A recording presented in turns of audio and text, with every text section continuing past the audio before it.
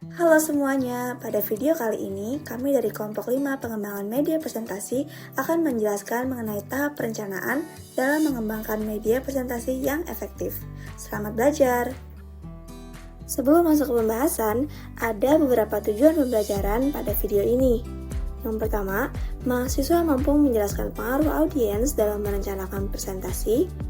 Yang kedua, mahasiswa mampu menjelaskan pengaruh tujuan dalam merencanakan presentasi. Ketiga, mahasiswa mampu menjelaskan pengaruh isi konten dalam merencanakan presentasi. Dan yang keempat, mahasiswa mampu menjelaskan pengaruh strategi dalam merencanakan presentasi. Pokok bahasan yang terdapat dalam video ini diantaranya 1. Faktor audiens 2. Faktor tujuan 3. Faktor isi konten dan 4. Faktor strategi. Perencanaan merupakan tahap pertama dalam mengembangkan presentasi yang efektif. Dalam perencanaan, terdapat 4 faktor yang perlu untuk dipertimbangkan, yaitu audiens, tujuan, isi konten, dan strategi. Yang pertama, audiens. Sebelum membuat dan menyampaikan presentasi, terdapat hal penting yang harus diperhatikan, yaitu memahami audiens. Mengapa hal itu penting? Yang pertama, memudahkan kita dalam menentukan cara penyampaian yang tepat. Apakah formal, santai, atau interaktif, sesuai karakteristik audiens. Yang kedua, memudahkan kita untuk memilih kata dan visual yang akan digunakan, agar isi presentasi mudah untuk dicerna dan menarik perhatian. Dan yang ketiga, meningkatkan efektivitas presentasi karena materi dibuat lebih relevan dan mudah untuk dipahami. Nah, kita perlu mengetahui tentang karakteristik audiens seperti yang pertama, berapa jumlah peserta dan rentang usia mereka. Jika audiens lebih tua, kita perlu menyampaikan presentasi dengan tempo yang lebih lambat agar mereka lebih mudah untuk mengikuti. Yang kedua, bagaimana latar belakang dari audiens? Apakah jenjang sekolah, perguruan tinggi, atau profesional? Dan seberapa dalam pengetahuan dan keterampilan mereka? Hal ini dapat membantu kita untuk menyesuaikan kedalaman materi dengan tingkat pemahaman mereka. Dan yang ketiga, bagaimana aspek sosial dan budaya audiens? Bagaimana keyakinannya, sikap, dan pandangan mereka mengenai topik yang akan dibahas. Kedua, tujuan. Tujuan adalah apa yang ingin dicapai dari audiens, baik tindakan, pemahaman, maupun perasaan mereka setelah mendengarkan presentasi. Dengan menentukan tujuan secara jelas ini, membuat presentasi lebih terarah, mudah dievaluasi, dan berdampak efektif bagi audiens. Tujuan dapat diklasifikasikan ke dalam 3 kategori. 1. Tujuan kognitif, yang berfokus pada pemahaman dan pengetahuan, seperti mengidentifikasikan sesuatu atau menyelesaikan suatu permasalahan. Yang kedua, tujuan afektif, yang berhubungan dengan aspek emosional, seperti membentuk sikap, mengembangkan apresiasi, atau merangsang perasaan tertentu. Dan yang ketiga, tujuan psikomotorik, yang berkaitan dengan keterampilan praktis, seperti membuat, mengoperasikan, atau melakukan suatu tindakan tertentu. 3. Isi konten.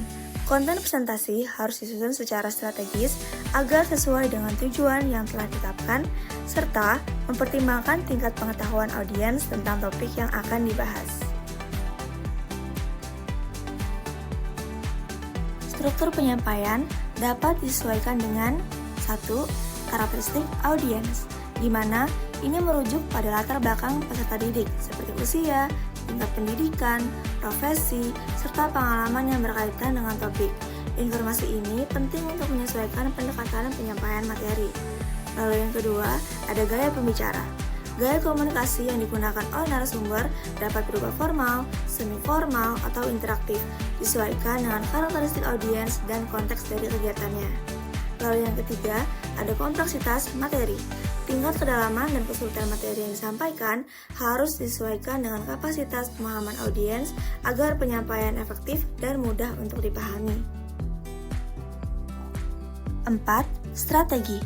Setelah menentukan isi konten dan cara mengaturnya, langkah selanjutnya adalah memilih strategi yang tepat. 1. Bagian mana dari pesanmu yang paling efektif disampaikan dengan kata-kata? 2. Bagian mana yang lebih baik disampaikan dengan visual seperti gambar, grafik, ataupun diagram? Lalu yang ketiga, materi audio visual apa yang bisa membantu menyampaikan ide-idemu dengan lebih jelas? Saat menentukan strategi, penting untuk mempertimbangkan nilai spesifik dari media audiovisual. Beberapa nilai tersebut antara lain, yang pertama, gain attention. Media audiovisual dapat menarik perhatian. Saat kamu menayangkan slide atau memutar video, audiens cenderung fokus pada apa yang ditampilkan. Lalu yang kedua, mempermudah pemahaman. Media seperti grafik membantu memperjelaskan dan menyederhanakan informasi verbal yang kompleks. Lalu yang ketiga, memberi konteks verbal. Gambar realistis atau representasi grafis memberikan makna pada kata-kata yang digunakan dengan menyediakan referensi visual bagi audiens. Yang keempat, mengatasi batasan. Media audiovisual membantu mengatasi keterbatasan ukuran, waktu, jarak, dan juga ruang. Yang kelima, ada meningkatkan daya ingat. Media audiovisual membuat informasi lebih mudah diingat dibandingkan materi yang hanya didengar saja. Media yang digunakan dalam presentasi tergantung pada beberapa faktor utama, yaitu 1. Isi pesan yang ingin disampaikan. 2. Karakteristik media yang tersedia. 3. Preferensi pribadi dalam menggunakan media. 4. Fasilitas tempat presentasi, misalnya ukuran ruangan, pencahayaan, ketersediaan listrik, dan juga koneksi jaringan. Contoh perencanaan presentasi mata pelajaran IPA Sekolah Dasar Materi Energi Terbarukan. Yang pertama, audiens. Sasaran peserta adalah siswa sekolah dasar kelas 6 dengan rentang usia 11-12 tahun. Memiliki pengetahuan dasar tentang energi, tetapi belum mengenal konsep energi terbarukan secara mendalam. Lebih mudah memahami konsep melalui contoh konkret dan visual dibandingkan dengan teori abstrak. Dan penyampaian materi menggunakan metode yang efektif dan interaktif, bahasa yang sederhana dan menarik bagi anak-anak. Yang kedua, tujuan. Berikut ini adalah contoh dari tujuan kognitifnya. Yang pertama, siswa kelas 6 sekolah dasar mampu menjelaskan pengertian energi terbarukan dengan benar. Yang kedua, siswa kelas 6 sekolah dasar mampu mengidentifikasi jenis-jenis energi terbarukan dengan benar. Dan yang ketiga, siswa kelas 6 sekolah dasar mampu menyebutkan manfaat energi terbarukan dalam kehidupan sehari-hari dengan benar.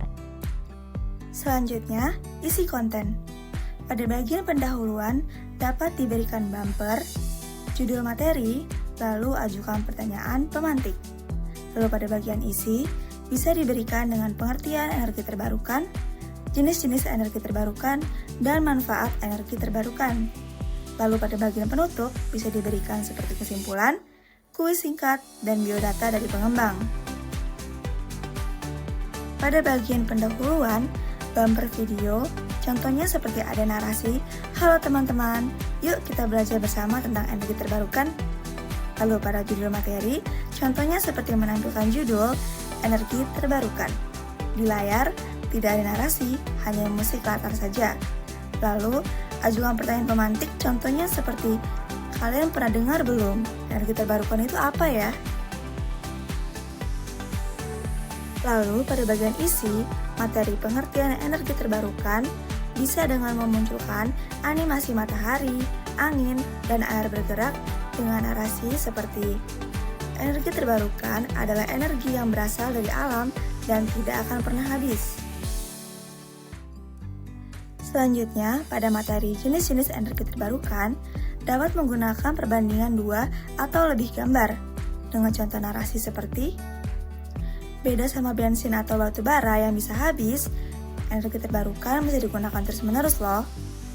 Lalu lanjut ke penjelasan dari masing-masing jenis.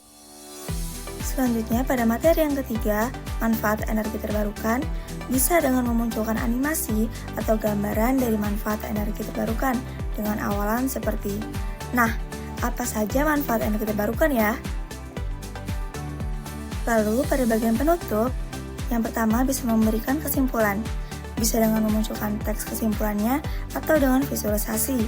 Narasinya dapat seperti, kesimpulannya, energi terbarukan itu penting, ramah lingkungan, dan tidak akan habis. Lalu yang kedua, memberikan kuis singkat yang terdiri dari 2 soal, di mana soal pertama dijawab langsung melalui video, sementara soal kedua diberikan untuk dijawab oleh peserta didik. Selanjutnya, bisa menampilkan biodata pengembang video. Di bagian ini tidak ada narasi, hanya musik latar saja. Lalu, salam penutup atau ucapan terima kasih bisa dengan narasi seperti, terima kasih sudah belajar bersama, sampai jumpa lagi. Lalu yang keempat, strategi. Pada bagian metode penyampaian, dapat menampilkan video atau animasi singkat tentang energi terbarukan, disertai gambar atau visual untuk memperjelas konsepnya. Lalu, pemilihan medianya dapat menggunakan media berbasis komputer berupa video pembelajaran.